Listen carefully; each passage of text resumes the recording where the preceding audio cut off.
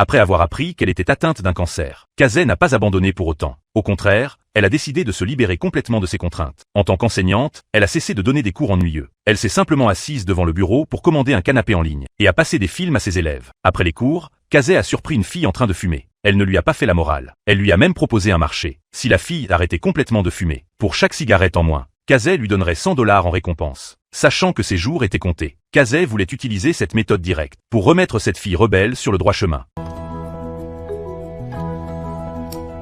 Au cours des 15 dernières années, elle avait toujours réprimé ses envies. Pour ménager les sentiments de son mari, elle n'avait plus jamais mangé ses oignons frits préférés. Mais maintenant, elle a décidé de vivre uniquement pour elle-même. Elle a commencé à en manger à chaque repas. Mais ce qui lui donnait le plus de fil à retordre, c'était son fils Adam, un farceur invétéré. Elle a demandé à son fils de l'aider à couper des légumes. Mais Adam s'est soudain mis à hurler, prétendant que son doigt avait été coupé par le couteau. Kazé s'est précipité pour lui bander la main. Quand elle a ramassé le doigt coupé, elle a découvert que ce n'était qu'un accessoire en plastique. La colère d'avoir été dupée par son fils l'a envahi. Kazé a décidé de donner une bonne leçon à son fils.